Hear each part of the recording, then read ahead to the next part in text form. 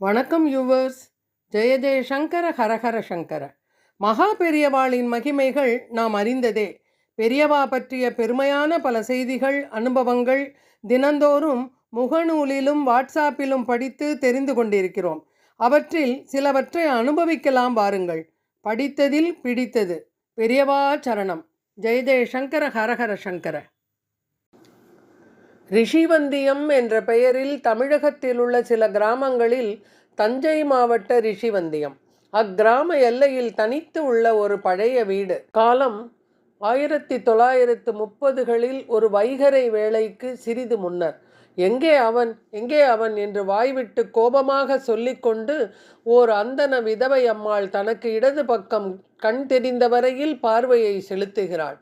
வலப்பக்கத்தில் கிராமம் முடிந்து விடுகிறது. உள்ளே சென்றவள் மறுபடி வெளியே வந்து சாணி தெளிக்கிறாள்.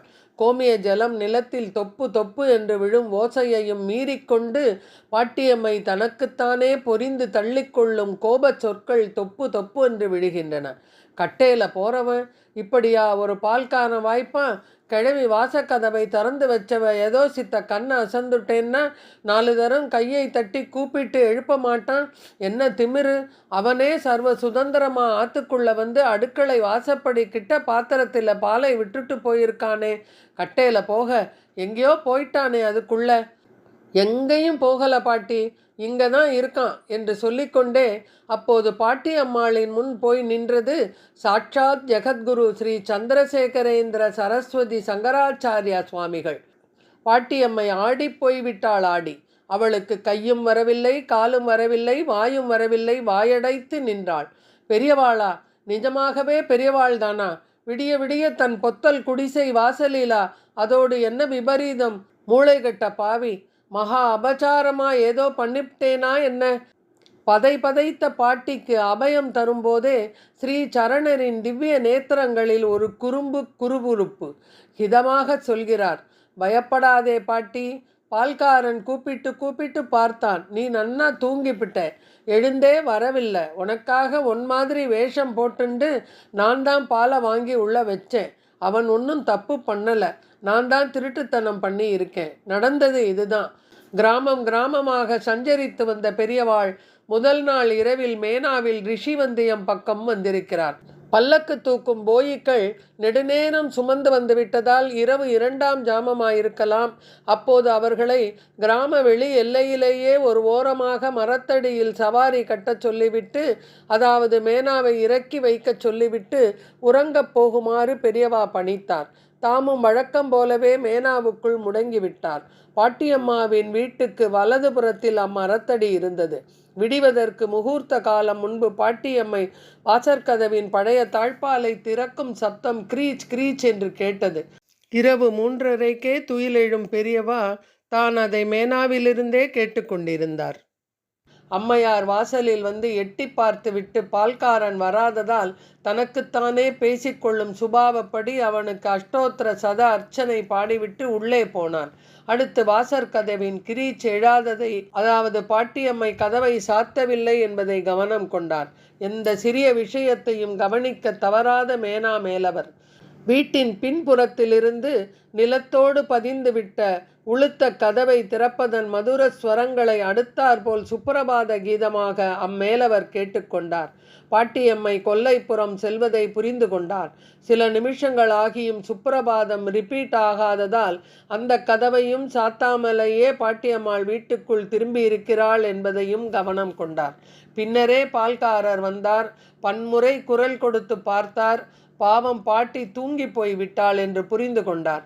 நெஞ்சில் அருள் அரும்பியது. அதில் குறும்பும் கலந்து குதூகலிக்க எண்ணினார். அவருடைய சூழ்ச்சி திட்டத்திற்கு வசதியாக மேனா மூலையில் வெள்ளை சால்வை ஒன்று இருந்தது. அதை எடுத்து தலையோடு கால் நன்றாக முக்காடிட்டு போர்த்தி கொண்டு மேனாவில் இருந்து வெளிவந்தார். சற்று தொலைவில் போயிக்கள் நித்ராதேவியின் அணைப்பில் இருந்து வெளிவராது கிடந்ததும் அவருக்கு வசதியாயிற்று. இருள் மூட்டம் விலகாத அவ்வேளையில் அடிமேல் அடி வைத்து பாட்டியம்மை வீட்டு புறக்கடைக்கு வந்து குட்டி சுவரேறி குதித்து, ஆம், திருட்டு சம்ஸ்காரத்தில் மிச்சம் மீதி வைக்காமல் தான் உள்ளே தோட்டப்புறத்தில் இறங்கி திறந்தே இருந்த சுப்பிரபாத கதவை தாண்டி வீட்டின் உள்ளேயே பாதம் பதித்தார். பின்புற ரேடி வழியாக முற்றத்தண்டை வந்தார். பக்கத்தில் அடுக்களை வாசலில் காலி பால் பாத்திரம் இருந்தது. அதை எடுத்துக்கொண்டு கூடத்து மூலையில் 2ஆம் தூக்கம் போட்டு கொண்டிருந்த பாட்டியம்மாளை கப் சிப் என்று கடந்து வஸ்திரத்தை மீண்டும் நன்றாக இழுத்து போர்த்தி கொண்டு வெளிவாசலுக்கு வந்தார். பால் பாத்திரத்தை திண்ணையில் வைத்தார். பாட்டாளி பால்காரருக்கு பால் வாங்குபவரை ஏறிட்டு பார்க்க எங்கே நேரம் இருந்தது? அந்த இருள் மூட்டத்தில் ஜெகத்குரு ஸ்ரீ சந்திரசேகரேந்திர சரஸ்வதி சங்கராச்சாரிய சுவாமிகள் ஒரு ஏழை பாட்டியம்மையாக வேஷமிடுவார் என்று அவர் சொப்பனத்திலேனும் எண்ணி இருப்பாரா என்ன? கொண்டு வந்திருந்த கை பாலை பாத்திரத்தில் ஒரே கவிழாக கவிழ்த்து நடையை கட்டினார். போலி பாட்டியம்மை அடுக்களை வாசலில் பாலை வைத்துவிட்டு மீண்டும் மேனாவுக்கு ஏகி தமது நகைச்சுவை நாடகத்திற்கு பாட்டியம்மாள் எப்படி அடுத்த காட்சி அமைக்கப் போகிறாள் என்று எதிர்பார்த்து கொண்டிருந்தார். அக்காட்சிதான் பார்த்துவிட்டோமே. கண்ணன் பாலை திருடிவிட்டு திட்டு வாங்கினான். இவரோ திருட்டுத்தனமாக பாலை வாங்கி வைத்து பாட்டியம்மைக்கு சேவை செய்துவிட்டு அந்த கண்ணன் கூட வாங்காத கட்டேல போகிற திட்டை வாங்கி கட்டிக்கொண்டு தானே திட்டுக்கு உரிமையாளன் என்று திட்டியவளிடமும் தெரிவித்துக் கொள்கிறார். விஷயமறிந்த பாட்டியம்மை விலவிலத்து போய்விட்டாள்.